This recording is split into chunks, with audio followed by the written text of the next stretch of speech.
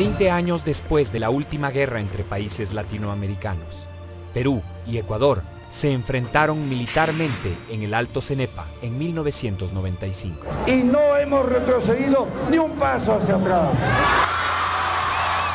Tras meses de tensión, el 26 de enero, tropas peruanas atacaron destacamentos ecuatorianos en un espacio geográfico donde la frontera entre ambos países no estaba bien delimitada, y 15 días más tarde, el 10 de febrero, se registró el único combate entre aviones supersónicos en América.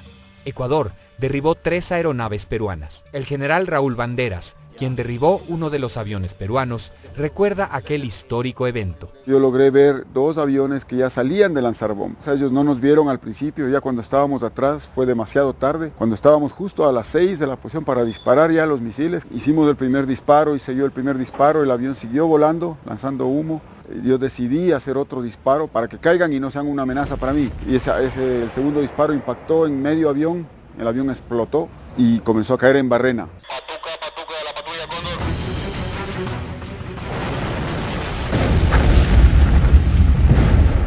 Según su criterio, Perú tenía mejor armamento y aeronaves, pero la pericia y experiencia de los pilotos ecuatorianos fue determinante para salir de las zonas de conflicto aéreo. Para mí sigue siendo un honor y siempre va a ser un honor haber cumplido con mi deber como soldado y más como un piloto de combate, un honor grande, imborrable de mi mente y de mi corazón.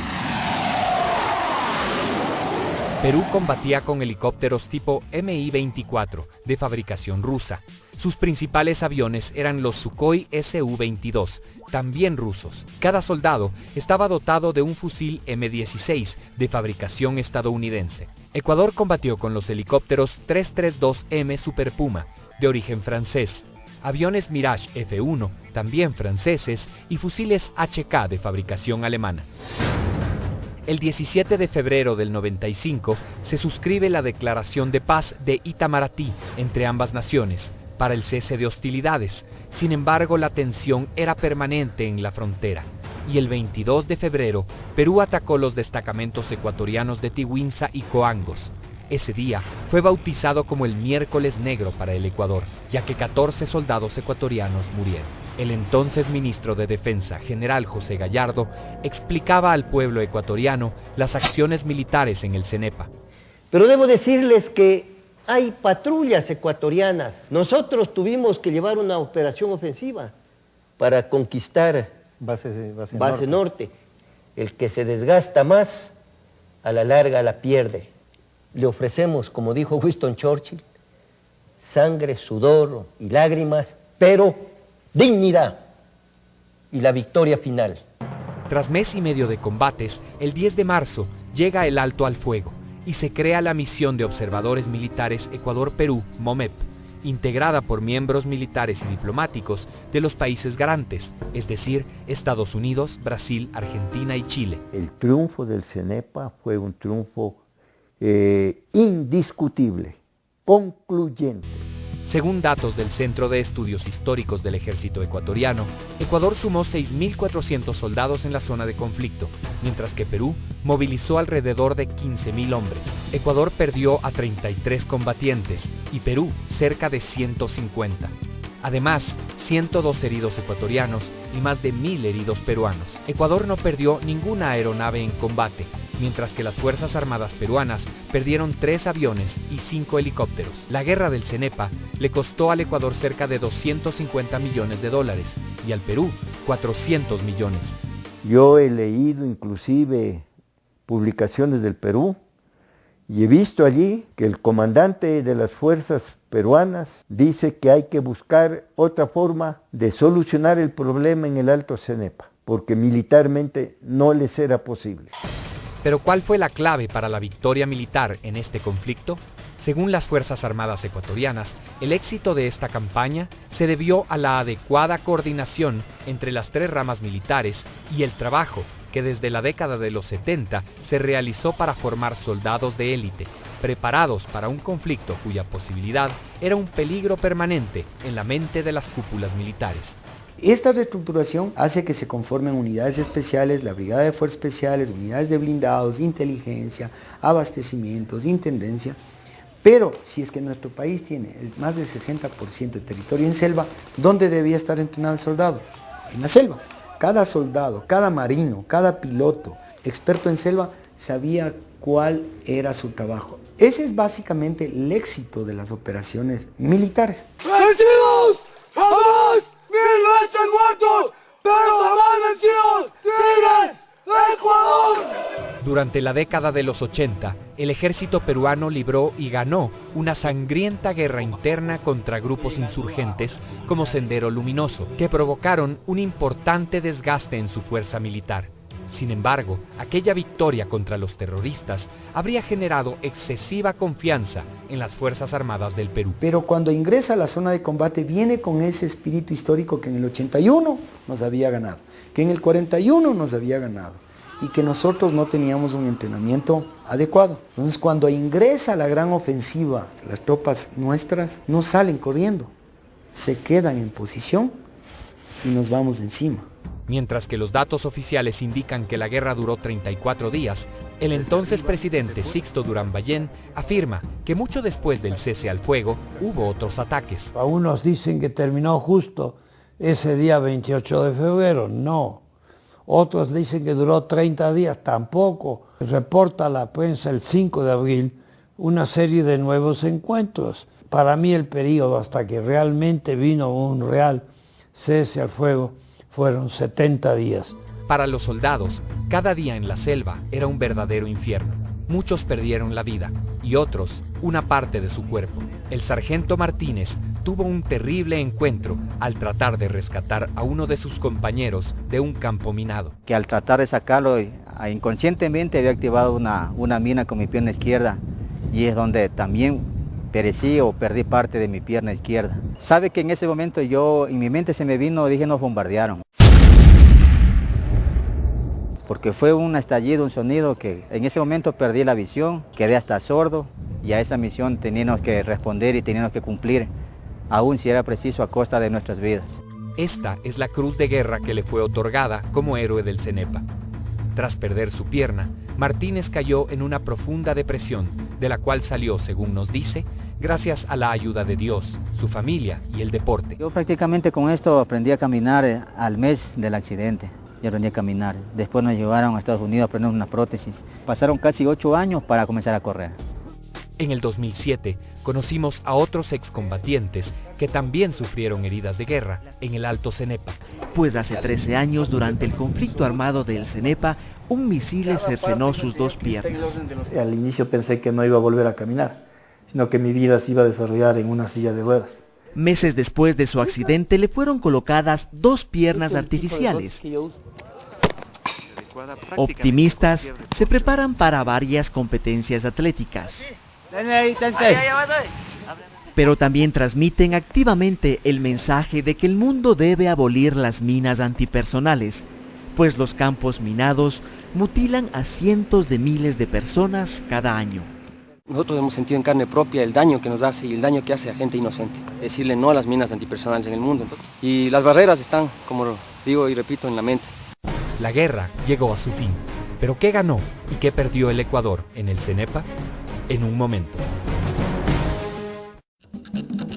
Tras el cese al fuego, Ecuador y Perú pactaron acogerse al fallo de los países garantes, quienes resolvieron que la demarcación de la frontera sería la misma establecida en el Tratado de Río de Janeiro de 1942. El anhelo ecuatoriano había sido recuperar territorios perdidos en la Guerra del 41. No recuperamos nuestros territorios porque lastimosamente las comisiones técnico-jurídicas le dieron la razón al Perú. Y no nos podía caber otra alternativa que aceptar el fallo de los garantes, porque los países que fueron garantes se transformaron en árbitros. Entonces ya no podíamos declararnos en rebeldía, había que aceptar ese fallo que nos dolió, pero ganamos en dignidad, ganamos en autoestima. El Ecuador a partir de entonces fue otro. El 26 de octubre de 1998, los presidentes Yamil Maguad y Alberto Fujimori firmaron el Acta de Brasilia, acuerdo de paz definitivo entre ambos países. En este mapa de 1995 se observa claramente los 78 kilómetros que faltaban por delimitar. Así quedó la línea después del tratado, y los presidentes colocaron los hitos faltantes en el terreno.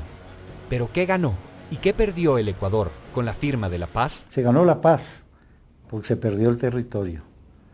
Entonces ese es uno de los temas difíciles. Durante tantos años Ecuador mantenía una tesis, no hubo posibilidad de que se reconozca el anhelo ecuatoriano. La tesis del Perú fue la tesis aceptada. Un poco sentimientos encontrados. Positivo por un lado, lamentable por otro. En el Acta de Brasilia se determinó que las altas cumbres de la cordillera del Cóndor y la región de Tiwinsa, de 20 kilómetros cuadrados, pertenecen al Perú. Se concede al Ecuador 1 kilómetro cuadrado simbólico, sin soberanía, dentro de territorio peruano. Perú garantizará al Ecuador el derecho perpetuo de libre navegación por el río Amazonas y sus afluentes, establecido en el Protocolo de Paz, Amistad y Límites de Río de Janeiro de 1942.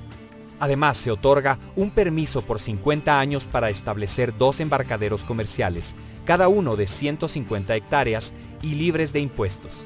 También la demarcación de un parque binacional ecológico que representa la paz entre los dos países. ¿Pero qué saben los ecuatorianos de hoy acerca de la guerra del Cenepa? ¿Qué es la guerra del Cenepa?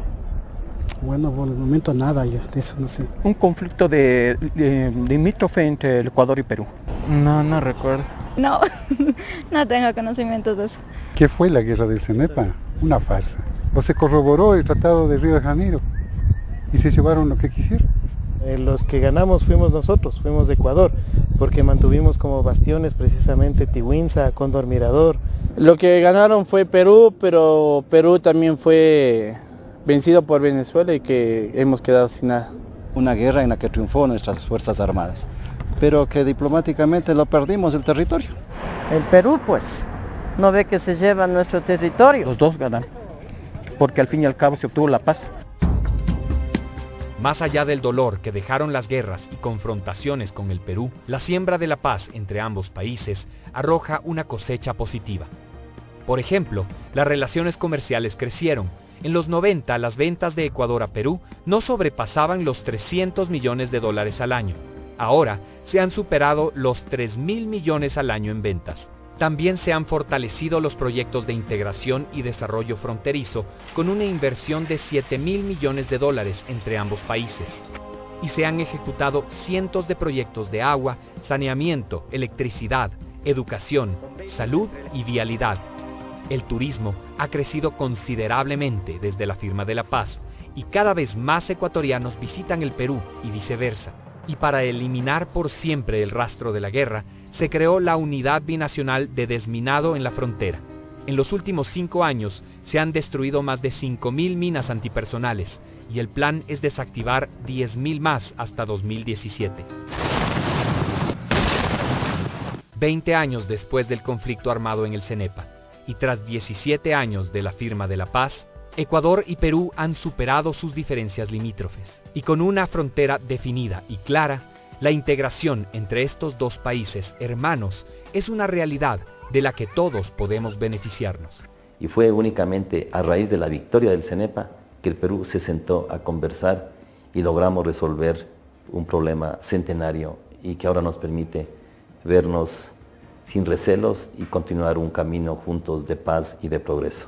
Qué absurdo fue que mientras con el libertador Simón Bolívar luchábamos todos en el mismo ejército, los ecuatorianos fueron a pelear por la libertad de Perú y los peruanos vinieron a pelear en Pichincha. Somos lo mismo, somos latinoamericanos, somos sudamericanos. Algún día todas las fronteras se van a borrar. Si de algo sirvió este triste acontecimiento, este enfrentamiento fue para que los ecuatorianos, peruanos y latinoamericanos digamos, nunca más va a suceder algo igual.